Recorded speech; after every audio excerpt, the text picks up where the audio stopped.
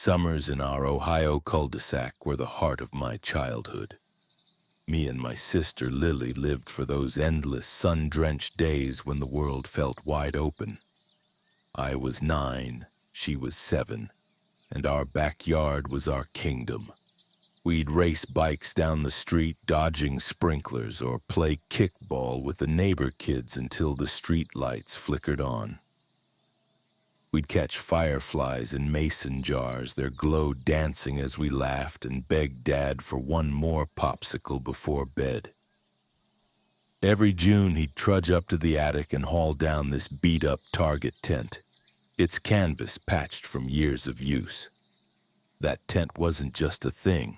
It was our secret clubhouse, our rocket ship, our castle against the grown-up world.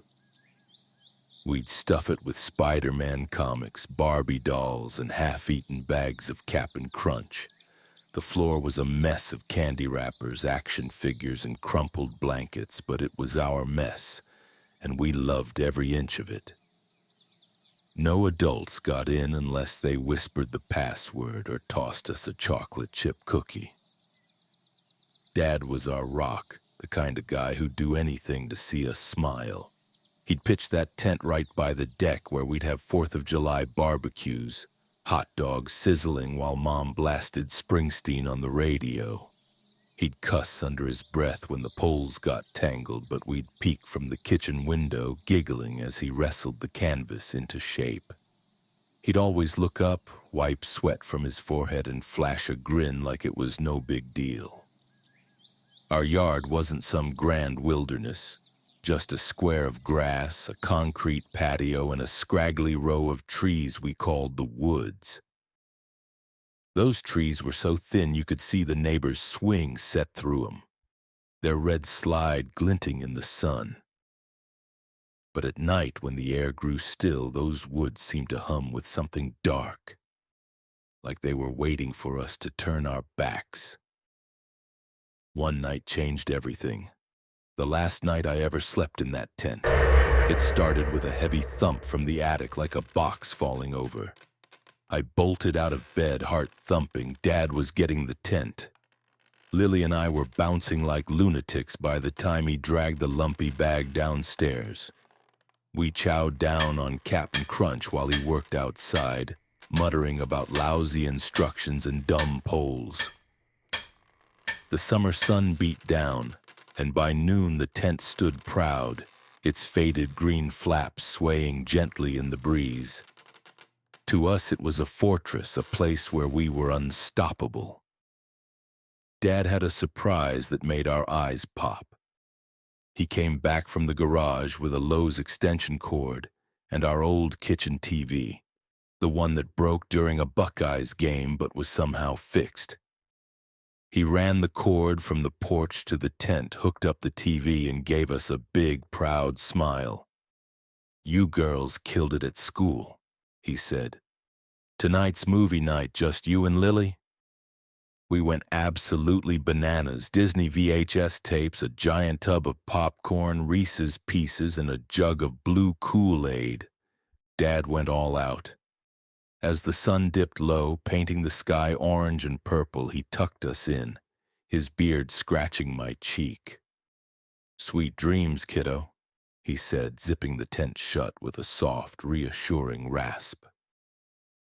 Lily and I snuggled deep in our sleeping bags, the TV glowing with The Little Mermaid's underwater songs.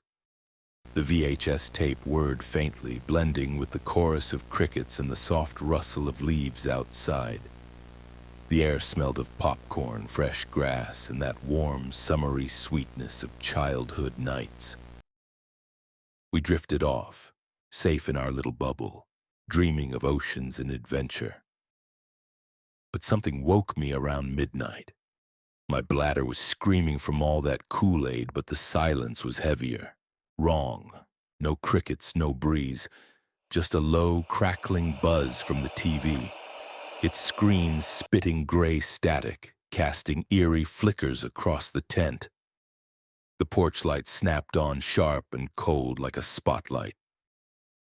Its glow sliced through the canvas, throwing a shadow on the wall. It was tall, gaunt, like a monster from a campfire tale, all wrong angles and jagged edges, arms too long, head too small, twitching like a broken toy caught in a glitch. My heart slammed against my ribs so hard I thought it'd burst. "Dad," I whispered, my voice trembling. A shriek answered. Not Dad, not anything human. It was low, guttural, like claws scraping a rusty gate, stabbing my soul. It scared the bejesus out of me.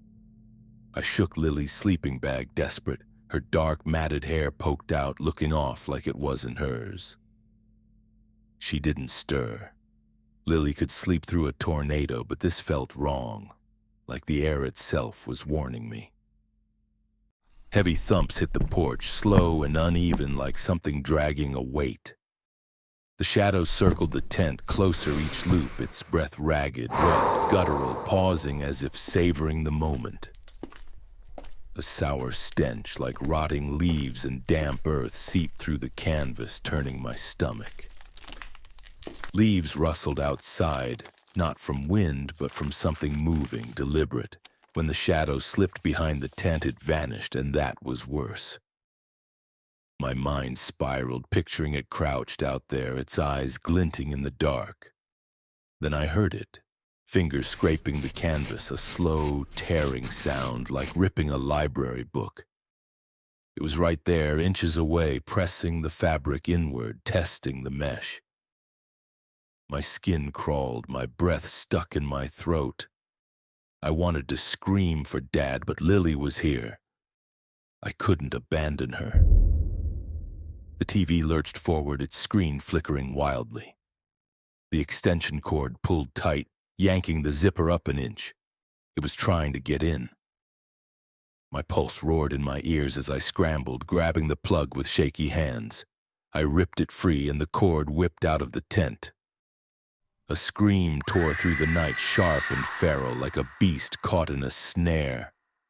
Something slid through the zipper's gap, a claw, glinting like slick, decayed bone, scaly but pocked with tiny, oozing holes.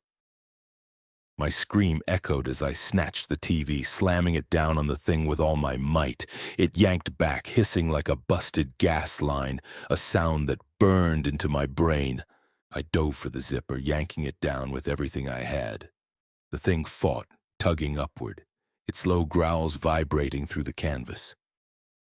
My hands burned, my arms ached, but I held on. Dad always said I was stubborn as a mule. That night I was a warrior. A loud snap cracked the air. The zipper's slider broke. The creature stumbled, its howl slicing through my bones, raw and furious. I sat, trembling, clutching the broken zipper, sweat dripping down my back. Lily mumbled something, still asleep, her voice faint and distant. The thing's footsteps thudded toward the woods, slow then quick, like it was running, fading into the night. The porch light went dark, swallowing everything.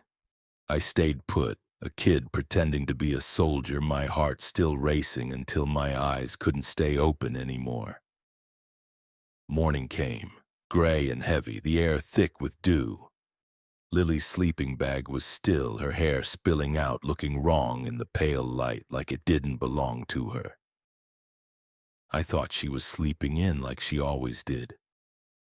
I unzipped the tent, my legs wobbly as jelly, and ran for the house, the grass cold under my bare feet. I needed Dad. I needed to tell him what happened. But at the porch, my heart stopped dead. Lily was inside, sitting at the kitchen table, munching Cap'n Crunch. Her pigtails bounced as she grinned, her spoon clinking against the bowl. "Hey," she said, bright as a summer day. My blood turned to ice, my knees nearly buckling. If Lily was here, what in God's name was in the tent? A slow, deliberate zip sounded behind me, like a knife cutting through the quiet. I turned, my chest so tight I could barely breathe. Something moved in the tent, small and quick, its shape wrong. It slipped out, Dark, tangled hair, limbs like twisted vines, scuttling like a spider with a child's face. It darted into the woods, gone in a heartbeat, swallowed by the trees, smaller than the thing last night, but just as wrong, just as impossible. I never touched that tent again. Dad took it down a week later, scratching his head when I begged him, tears in my eyes, to keep it packed away forever. I couldn't tell him. How do you explain a nightmare that feels more real than daylight?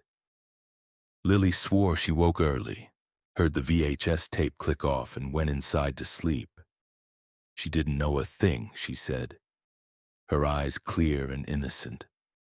But sometimes I catch her staring at those woods, her face distant, like she's seeing something she can't say out loud. Those trees are still there, scrawny and bare, just beyond our old cul-de-sac, their branches reaching like fingers in the moonlight. I steer clear, always will. That night taught me something. There's a darkness out there, something that watches, something that waits. It took the magic of my childhood, left me looking over my shoulder even now. I don't sleep with the windows open anymore. I don't trust the quiet. And I'll never ever go near those woods again.